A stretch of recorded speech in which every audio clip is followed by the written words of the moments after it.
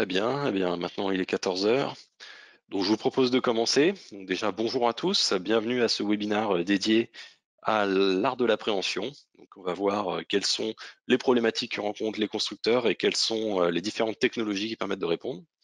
Donc pour ce webinaire, je ne suis pas seul, bonjour à Quentin. Bonjour, bonjour Frédéric. Alors Quentin est un ingénieur du support technique, donc voilà, vous avez une personne plutôt dédiée produit, une personne plutôt dédiée support technique aujourd'hui. On va essayer déjà de vous présenter les technologies phares dans l'art de l'appréhension et puis on essaiera de répondre à vos questions. Donc si vous avez des questions, n'hésitez pas à les poser dans la fonction questions. Alors c'est parti. On va parler de manipulateurs, de préhenseurs, enfin, vraiment l'art de prendre quelque chose pour le déplacer. Et quand on va s'intéresser à l'appréhension, la première chose qu'on va se demander, c'est que souhaitez-vous manipuler? Parce que la problématique part de là. Il n'y a pas une technologie qui est meilleure que l'autre. Il y a une technologie qui est adaptée au produit qu'on souhaite manipuler. Donc, pour la manipulation, qu'est-ce qu'on a? Donc, on va donner des exemples de choses qu'on va vraiment souvent avoir à apprendre dans des applicatifs industriels.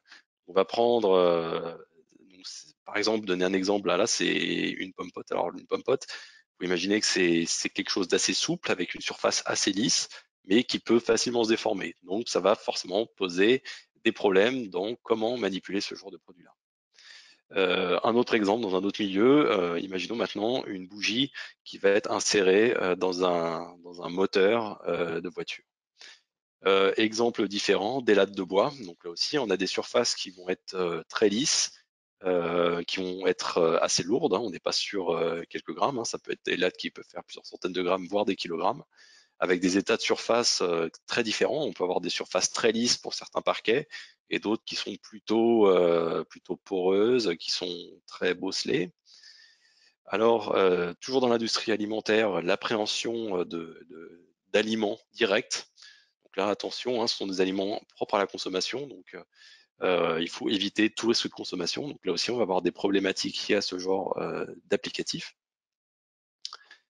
Continue avec de la pignonnerie, donc là on est sur l'assemblage de petites pièces, donc là aussi il faut des préhenseurs qui soient précis, qui soient compacts, qui tiennent les cadences, donc encore un besoin différent. Un autre exemple, les packs d'eau, donc là aussi hein, la mise en palette, donc là par contre il faut des préhenseurs qui prennent des choses plus lourdes, donc là aussi il y a d'autres technologies.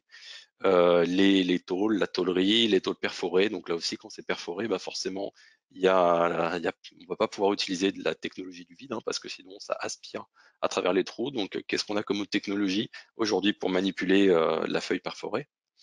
Des systèmes type éprouvette, tube à essai. Donc là, c'est encore une autre industrie, mais là aussi va avoir des besoins. J'avais encore d'autres exemples avec de la visserie en vrac ou pardon, des panneaux solaires. Ça, c'est des choses qu'on trouve vraiment dans toutes les industries du monde.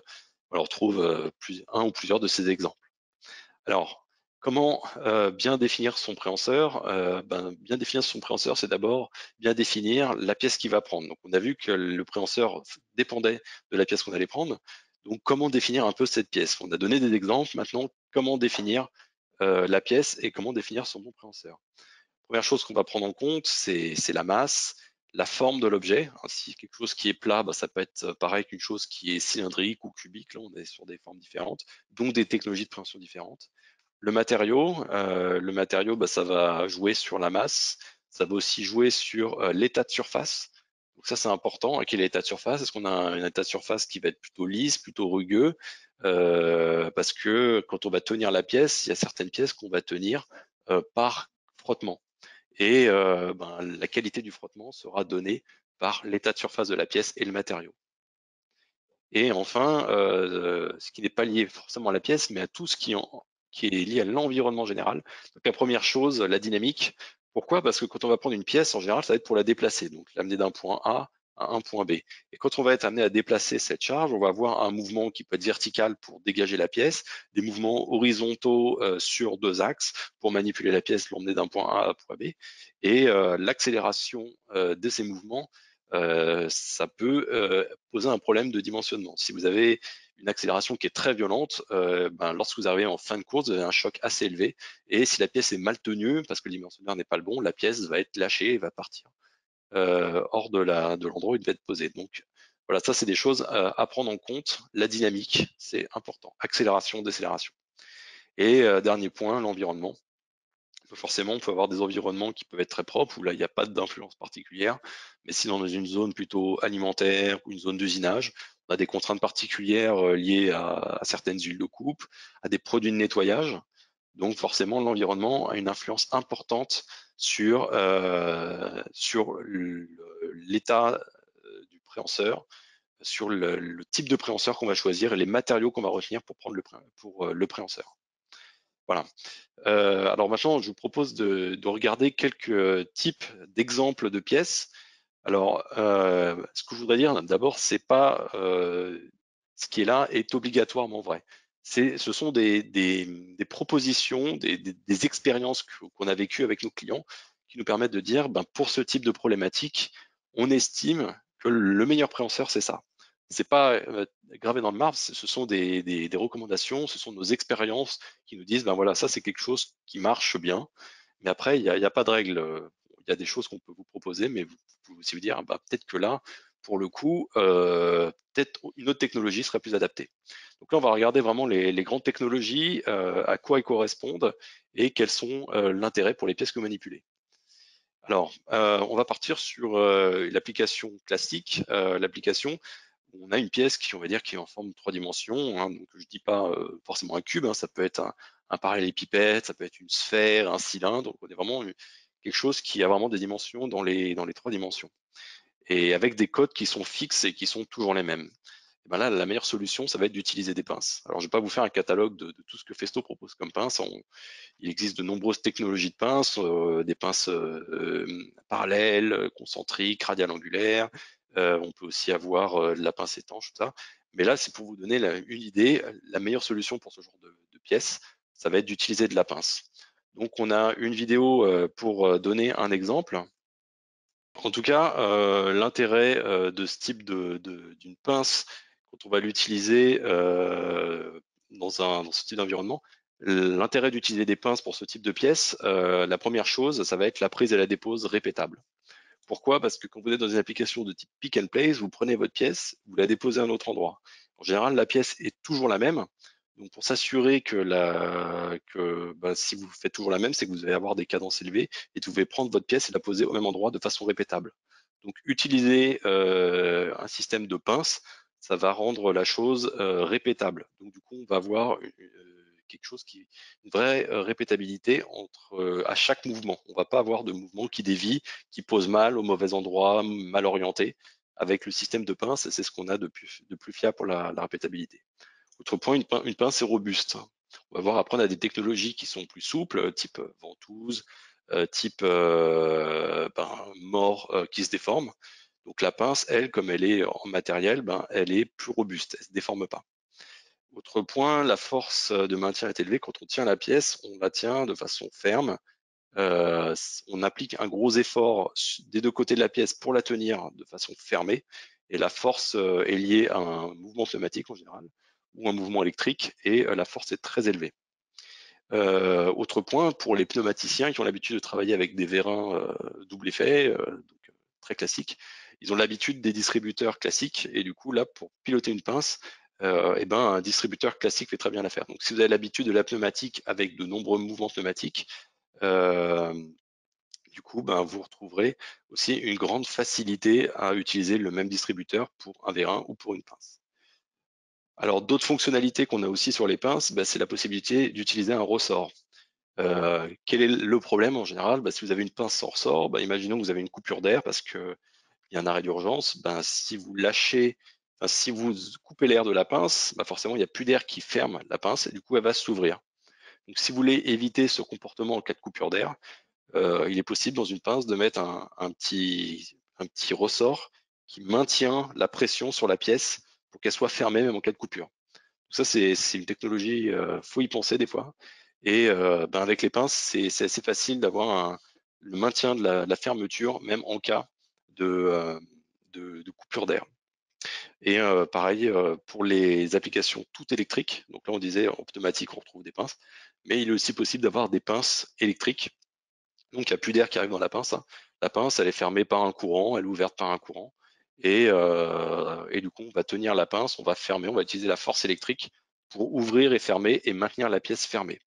Et on peut la piloter en signaux tout ou rien. On peut aussi avoir des pilotages GIO Link. Donc voici à peu près les différentes technologies de pince. Alors, je vais passer la main à Quentin.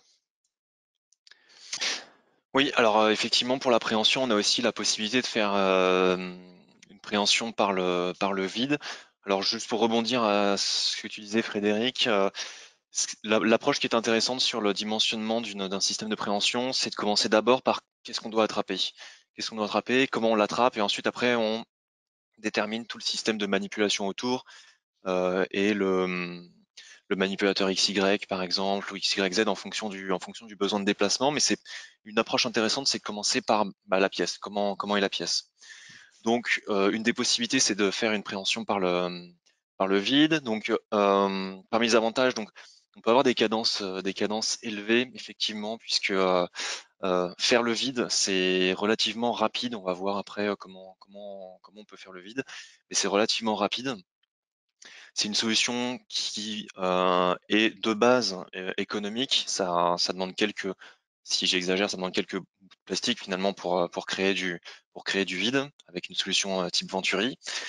Euh, les ventouses, alors il y a diverses tailles, diverses possibilités de ventouses.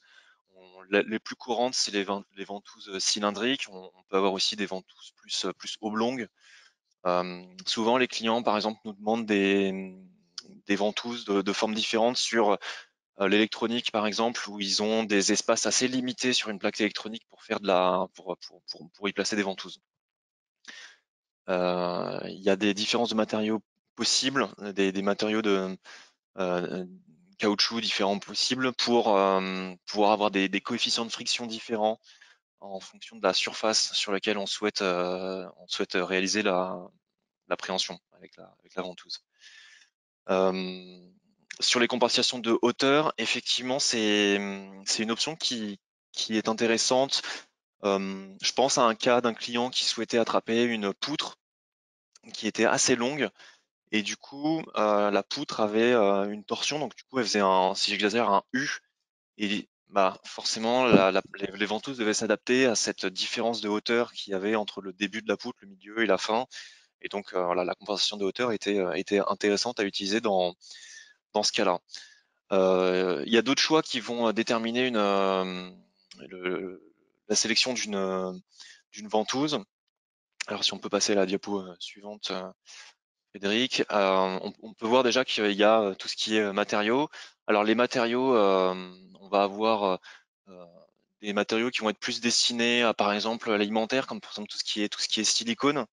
C'est particulièrement adapté au milieu alimentaire. Euh, si votre client il a des contraintes particulières, il vous le dira de toute façon qu'il veut tel ou tel euh, matériau ou qu'il ne veut pas au contraire tel matériau. Parmi les choix, comment on va choisir une ventouse?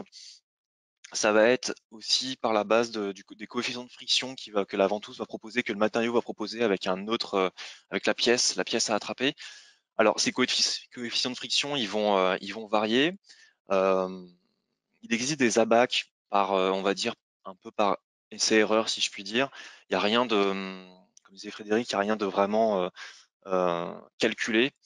Et c'est au fur et à mesure du temps, on va savoir que euh, tel matériau colle plutôt bien à tel autre matériau, le bois ou l'acier, etc. On va savoir que c'est plus le PU ou le silicone, etc. Qui va convenir. Alors ça, c'est pour une première approche.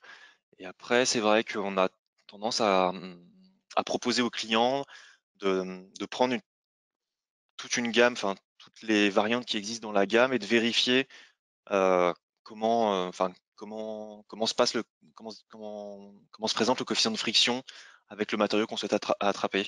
Alors c'est très simple, hein, il suffit de prendre le matériau, par exemple, voilà, une latte en bois, une latte de parquet en bois, on met les ventouses dessus, et puis on commence à mettre une inclinaison sur le matériau à attraper, et on va voir à partir de quel degré d'inclinaison la ventouse va commencer à glisser. C'est comme ça qu'on va voir quel matériau de ventouse est le plus adapté au matériau qu'on souhaite attraper. Il va y avoir des questions aussi de température. Voilà. Alors pourquoi est-ce que c'est intéressant de faire des essais vraiment en amont avant de choisir la ventouse qui convient? Parce que la pièce, par exemple, on prend un coffret qui sort de production, on veut l'attraper, il va être en alu par exemple, mais sauf que le coffret il peut être traité juste avant, et du coup c'est pas forcément de l'alu qu'on a dessus, c'est de l'alu avec une fine couche d'huile de coupe ou quelque chose comme ça. Voilà. Et donc du coup la friction sera différente. Alors pourquoi est-ce que je parle de friction? La friction elle va être importante pour tout ce qui est déplacement transversal, puisqu'une ventouse, ce qui va permettre d'attraper la pièce, c'est finalement la partie vide. Et donc avec le vide, on va pouvoir faire un mouvement vertical. Mais dès qu'on va devoir faire un mouvement à l'horizontale, là c'est plus la partie vide qui va jouer, c'est la partie friction. Donc, soit on a trouvé des ventouses qui ont une friction qui convient, qui permet de résister à l'accélération qu'on met sur la pièce à transporter, soit on va utiliser des taquets finalement à gauche et à droite par exemple de la pièce pour quand on se déplace, éviter que la pièce vienne sortir de la ventouse, que la ventouse arrête d'accrocher. Euh, il y a également d'autres problématiques sur la sélection de ventouses concernant par exemple les milieux poussiéreux où il faut bien voir que quand on va réaliser le vide, bah, il y a du coup de l'air qui va rentrer dans le réseau de vide, notamment dans le venturi. Et donc si l'air est pollué avec du bois, du plastique, du carton, ça peut poser problème. Donc ça, c'est des questions sur lesquelles qu'il faut se poser en amont, où il y a des solutions du coup plus sous forme de ventouses à aspiration et des ventouses qu'on appelle Bernoulli, on va en parler un peu plus tard, où là on envoie de l'air pour faire effet d'aspiration. Effectivement. Euh, Après, dans les considérations qu'il y a on en parlera juste après sur cette partie-là. Euh, Ce qui est important, hein, comme tu le dis, Quentin, quand on va définir un système de vide, on va s'intéresser à la ventouse. Donc là, c'est pour ça qu'on s'intéresse principalement à la ventouse. Mais quand on définit un système de préhension par le vide, toute la chaîne est importante. Donc la ventouse, les tuyaux utilisés ont un rôle important et la partie venturi aussi. Et du coup, je propose de passer au venturi pour la partie suivante. Là aussi, il y a des choses à prendre en compte quand on va définir le venturi pour un système de vide. oui. Alors les venturis, alors qu'est-ce que c'est un venturi? C'est grosso modo un bout de plastique qui est taillé avec une forme particulière pour pouvoir créer une dépression. Donc un venturi, ça commence à quelques dizaines d'euros pour les venturis les plus basiques, à quelques centaines d'euros pour des venturis avec des fonctions avancées, comme par exemple impulsion d'éjection, qui permet de relâcher la pièce plus facilement pour enlever le vide, pour supprimer le vide rapidement, avec des venturis aussi avec économie d'énergie. Si par exemple on a une pièce qu'on va transporter pendant longtemps, une vitre par exemple qu'on va devoir transporter pendant un temps assez long, on n'a peut-être pas besoin de consommer de l'air comprimé en continu. Donc à ce moment-là, peut-être qu'une option économie d'énergie sera intéressante. Forcément, ça fait grimper le coût du venturi. Et donc les venturis, en fonction de la forme du venturi, on va pouvoir atteindre deux types de fonctions différentes, soit un venturi à haut niveau de vide, soit un venturi à haut débit. Alors le haut niveau de vide, c'est pour avoir un effort de maintien plus élevé. Alors, faut voir les efforts donnés par les fabricants dans les documentations. Nous, habituellement, on donne un effort d'une ventouse pour un vide de moins 0,7 bar. Mais si on peut aller plus loin que moins 0,7 bar. Finalement, c'est tout est fonction du venturi. Et on va avoir des venturis à haut débit. Par exemple, comment on va faire le choix entre l'un et l'autre? Par exemple, si on veut attraper du carton, c'est un bon exemple. Le carton, c'est poreux. Donc finalement, quand on va faire du vide pour attraper le carton, il y a constamment de l'air qui va entrer dans la ventouse au travers du carton. Donc là, la question, c'est plus seulement d'atteindre un niveau de vide, c'est aussi d'atteindre un niveau de débit pour contrer la fuite permanente d'air qui rentre au travers du carton. Alors, je voudrais juste faire une petite aparté. Pourquoi est-ce qu'on parle de -0,9 bar maximum là? Par exemple, sur le type H à haut niveau de vide, on dit 93%, donc c'est moins 0,93 bar. Finalement, quand on atteint moins 1 bar, on a atteint le vide complet, donc c'est l'espace. Donc c'est dans l'espace, donc c'est pas atteignable, disons, avec des Venturi. C'est atteignable avec par exemple, des pompes à vide. On peut s'en approcher, ça va être une différence. Mais les Venturi, la manière dont fonctionne un Venturi, il ne pourra pas atteindre un niveau de vide absolu. Je voudrais rebondir également, tu as fait une aparté sur sur le, la- en cas d'absence d'air, Frédéric, pour les pinces. Il y a également cette question qui va se poser sur la partie préhension par ventouse. Et à ce moment-là, il y a des clients qui optent pour j'avais parlé de taquet tout à l'heure, mais il y a des clients qui optent pour des options pour attraper la pièce par ventouse, mais la pièce, elle va être maintenue par des supports accrochés à l'ensemble, hein, si jamais il y a un manque d'air. Il y a aussi d'autres solutions qui est d'assurer la présence d'air, où dès qu'on va détecter un manque d'air, on va basculer sur une réserve d'air. Alors ça demande un certain calcul en amont où on va se dire on va avoir une réserve d'air par exemple à 200 bars et qui va faire 5 litres. Et là, on sait qu'on va avoir 1 minute d'air suffisante. Ça va nous permettre d'assurer l'appréhension pendant 1 minute. Finalement, c'est le besoin qui va venir déterminer la réserve d'air nécessaire, par exemple. Exactement. Voilà, sur les autres points à prendre en compte dans le cadre d'un dimensionnement d'un Venturi, euh, ça va être, enfin plutôt dans la conception de la machine, il faut que le Venturi soit dans l'idéal le plus proche possible de la ventouse, puisque les pertes de charge sont beaucoup plus élevées dans le vide que sous pression. C'est-à-dire que les pertes de charge, là, elles sont principalement dans les tuyaux, puisque plus le tuyau est petit, plus le rapport volume du tuyau avec surface intérieure du tuyau est importante. Et donc, du coup, la surface intérieure du tuyau provoque des pertes de charge, puisque forcément, il y aura moins d'air qui peut passer. Donc, le venturi le plus proche possible de la ventouse, avec des tuyaux les plus gros possibles.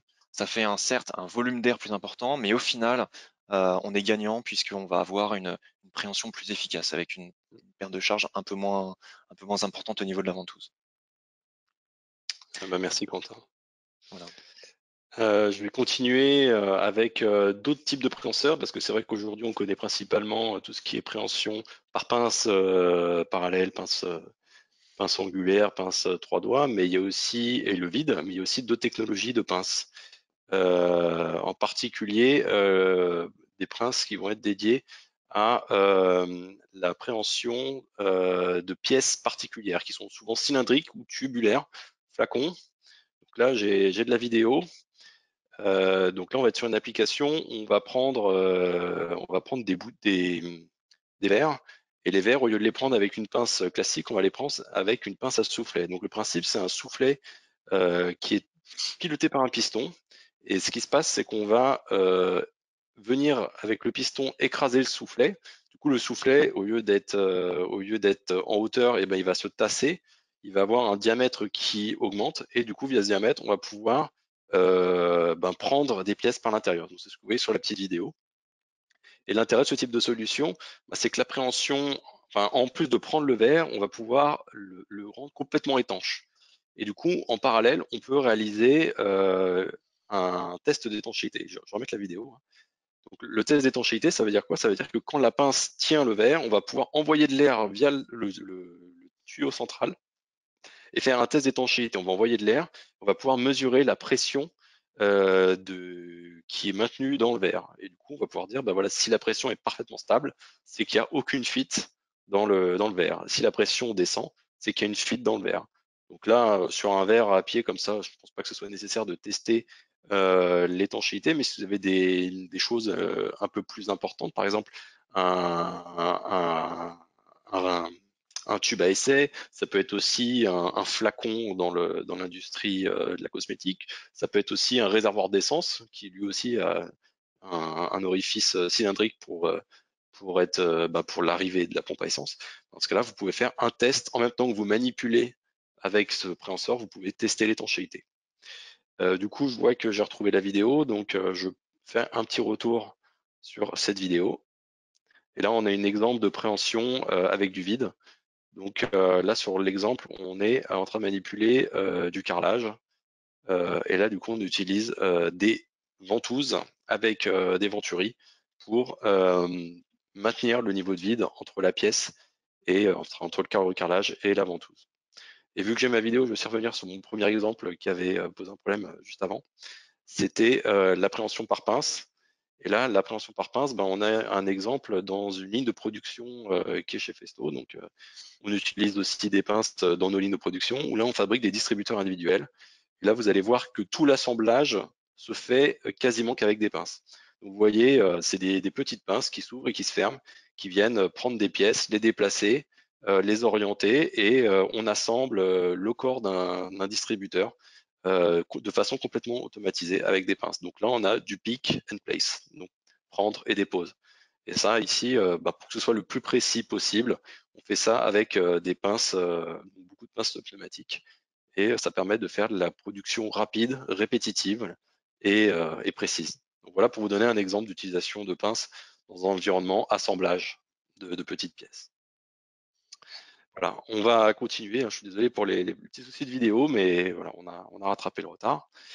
On continue avec d'autres systèmes de préhension où là, on est sur, imaginons qu'on souhaite prendre des pièces qui soient fragiles ou qui soient déformables, qui ont une forme un peu aléatoire. Donc là, on a un exemple, tout à l'heure, je vous parlais de petits pains, maintenant on a un exemple de manipulateur de petits pains. Et la manipulation de petits pains, ben, les petits pains ne sont pas tous identiques et surtout, si on les serre trop fort avec la préhension, on les écrase. Donc là, on a un exemple, on a des morts adaptatifs. Donc c'est des morts qui vont se déformer pour prendre la forme de la pièce qu'ils sont en train de manipuler.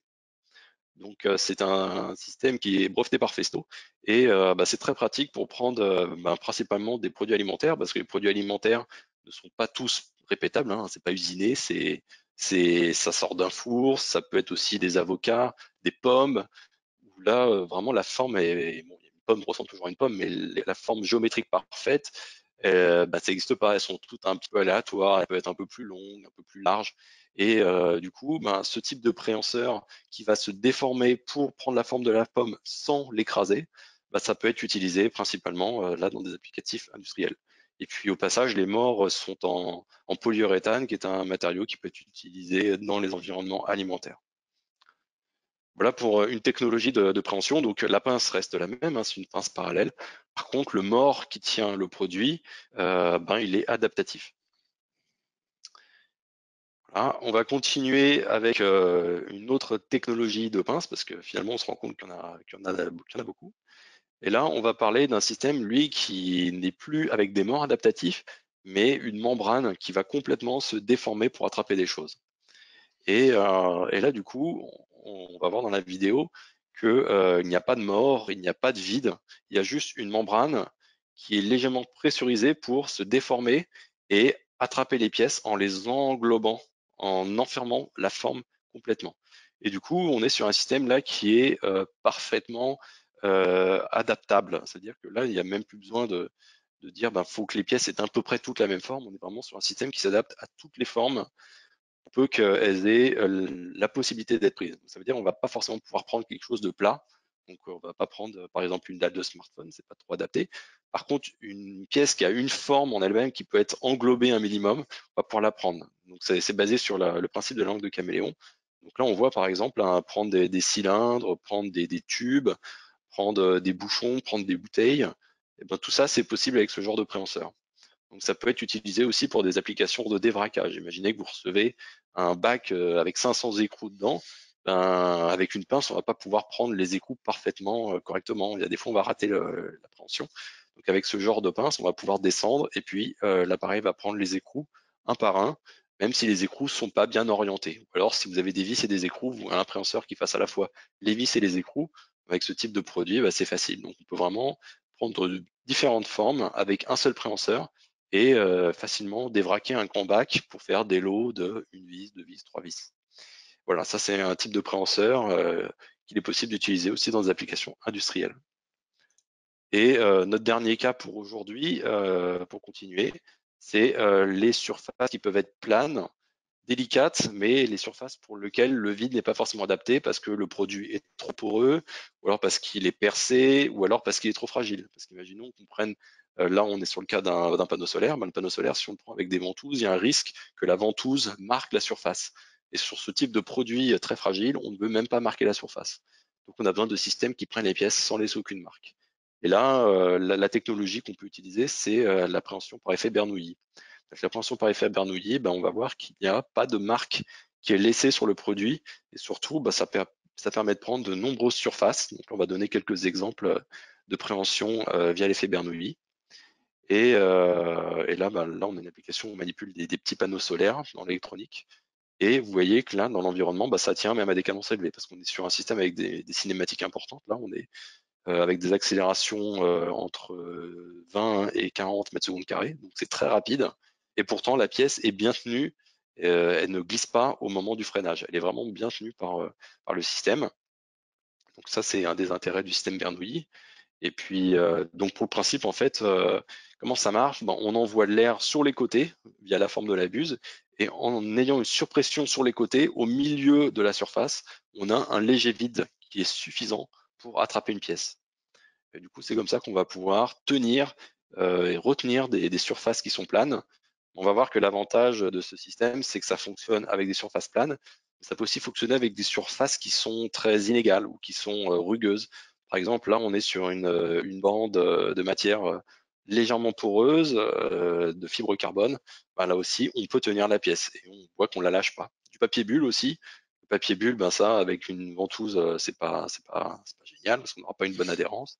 Et là, avec un système Bernoulli, on tient bien la ventouse. Pareil avec des feuilles d'aluminium ou là, par exemple, la tôle percée, où là, avec du vide, on ne peut pas tenir la tôle. Alors que là, avec un système Bernoulli, on la tient bien. Et c'est un système encore qui vient se rajouter aux différentes technologies de préhension, qui permet aussi ben, de tenir différentes formes, différentes matières, où ben, comme c'est plat, c'est pas idéal pour une ventouse, mais où le vide n'a pas des bonnes performances.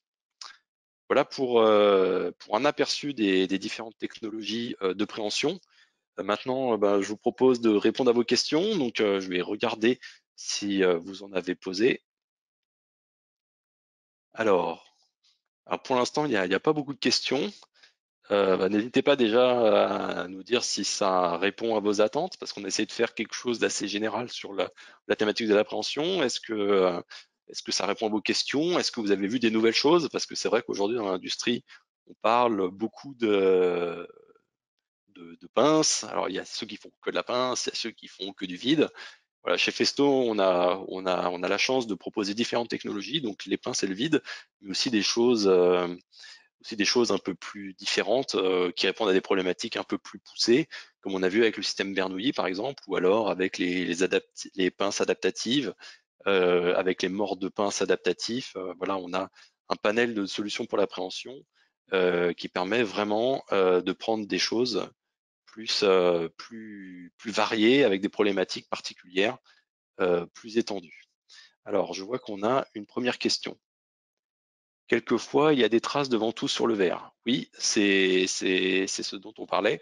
Il y a certaines fois où quand on vient prendre du verre, ben, selon la ventouse, le matériau de la ventouse, l'environnement aussi, hein, il peut y avoir des traces d'huile, on peut laisser des marques de ventouse sur du verre. Donc c'est pour ça que déjà, il y a peut-être certaines matières qui laissent moins de traces, mais le mieux, effectivement, c'est le système Bernoulli, on a vu, qui lui, ne laisse pas de marque.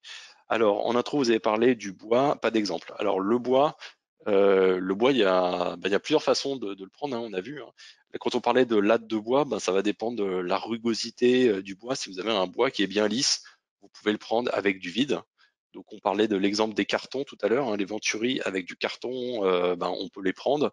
Alors, il faut mieux un Venturi avec un débit élevé plutôt qu'un niveau de vide élevé. Et le principe de Venturi avec du carton, ça marche aussi bien avec du bois. Donc pour le bois, la solution, ça peut être de prendre avec des ventouses et un venturi à débit élevé. Autre cas, avec le système Bernoulli, là aussi, hein, si vous avez une rugosité qui est vraiment très, très, très mauvaise, ou même le vide, ben, ça va être difficile. Ben, le système Bernoulli, on a vu que ça pouvait prendre des planches de bois. Alors attention, plus la masse est lourde, peut-être qu'il faudra mettre un, deux, voire peut-être plus de préhenseurs Bernoulli pour prendre une grande planche de bois. Et voilà, c'est une possibilité. Alors, quelle est la masse maxi de préhension avec l'effet Bernoulli? Alors, les premiers essais, on a réussi à faire des préhensions de système entre 100 et 150 grammes avec un seul préhenseur. Après, si vous avez besoin de prendre quelque chose qui pèse plus, l'idéal, c'est d'en mettre plusieurs. Donc, si vous avez, par exemple, on montrait les panneaux solaires, bon, après, tout le monde ne manipule pas des panneaux solaires, mais pour donner un ordre d'idée, si vous prenez un panneau solaire comme ça, qui va faire plusieurs centaines de grammes, l'idéal, c'est d'utiliser entre 4 et 6 préhenseurs Bernoulli, de bien les positionner dans les quatre coins pour être sûr de bien le tenir. Ça va aussi dépendre de la dynamique. Si vous avez une dynamique qui est très faible, vous pouvez prendre un peu plus que 150 grammes. Par contre, si vous avez des accélérations qui sont très élevées, des décélérations qui sont très importantes, le Bernoulli, ça peut, vous risquez de lâcher la pièce. Donc peut-être que la possibilité, c'est comme le mentionnait Quentin tout à l'heure, c'est de mettre des taquets tout autour de la pièce que vous prenez pour être sûr que même en cas de décélération, la pièce reste maintenue dans l'encombrement qui est donné. Oui, je rebondis, Frédéric. Là, je suis en train de regarder pour par exemple, les gammes de Bernoulli. Donc, on l'a en 3 tailles. Pour la plus petite taille qui propose la force de préhension la plus élevée, par exemple, c'est 60 mm de diamètre. Et puis, ça permet ça propose un effort de 10 newtons. Donc, c'est vrai que Bernoulli, c'est en termes d'effort de préhension, c'est quelque chose qui est pas extrêmement élevé, quoi. Il y a des avantages et des inconvénients comme les ventouses ou les pinces, quoi. Comme tout système, à chaque fois, c'est selon l'application, il peut y avoir des avantages. Des fois, il y a des produits qui ne sont pas adaptés à un environnement, selon les cadences, selon l'environnement. Alors, j'ai la question toujours, quel matériau utiliser pour une pince, pardon, pour une ventouse sur du verre? Alors, je vais revenir un peu au diagramme qu'on avait montré pour les différents matériaux de ventouse. Ça va permettre de donner une bonne base. Alors pour le verre, la recommandation qu'on aurait, nous, c'est plutôt d'utiliser du caoutchouc fluoré. Et encore une fois, c'est vraiment avec essai qu'il C'est ça. faudra réaliser. Alors une ventouse en elle-même, c'est pas excessivement cher, hein. C'est plus l'ensemble qui va commencer à chiffrer, mais la ventouse en elle-même, la partie caoutchouc, quoi, c'est pas excessivement cher. Donc ça peut être une bonne approche d'en prendre de prendre toutes les options de la gamme et ensuite de vérifier lequel est le plus adhésif. Il y a une autre possibilité, si vous travaillez avec Festo, nous on a du matériel qu'on peut utiliser pour venir chez vous et étudier la problématique ensemble. Ça veut dire, voilà, on a des techniciens qui peuvent venir sur votre site et faire un essai. Donc on vient, on fait l'essai avec les différentes ventouses pour voir laquelle répond mieux à votre besoin parce que voilà, il y a la matière de la pièce, sa rugosité, l'environnement aussi. Des fois, ça peut être utile d'avoir la vue sur l'environnement. Est-ce qu'il y a quelque chose de poussiéreux? Est-ce qu'il y a de la forte température à côté? Donc voilà, donc n'hésitez pas si vous avez des problématiques particulières à contacter Festo pour aller plus loin dans des projets liés à l'appréhension. Tout à l'heure, je donnais l'exemple de palettes. Forcément, pour les palettes, on ne va pas utiliser une petite pince ou une petite ventouse, hein. On peut faire des préhenseurs sur mesure pour bien tenir la palette, s'assurer qu'on la tienne bien, que le frottement est assez élevé pour pouvoir déplacer la palette, pour faire, le pack d'eau pour le mettre sur une palette. Voilà, il y a les produits en eux-mêmes, donc ça, les produits, vous avez vu un peu quelles sont les différentes technologies. Mais après, si vous souhaitez aller plus loin dans des projets, de tester, d'avoir des préhenseurs qui sont avec des fonctions avancées, n'hésitez pas à contacter Festo pour des études plus poussées.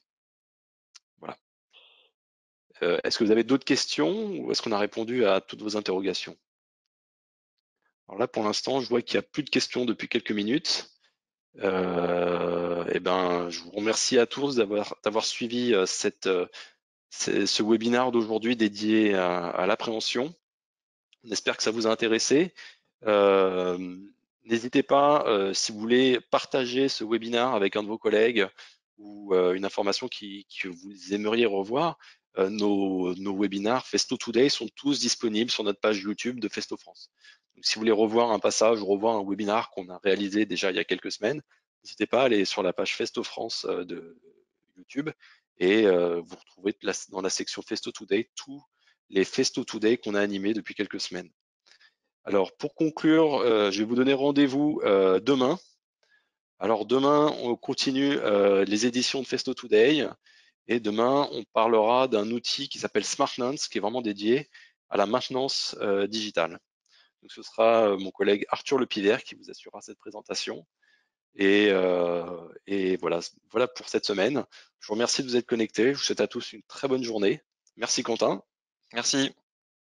Et puis, demain pour SmartNance. Au revoir. Au revoir.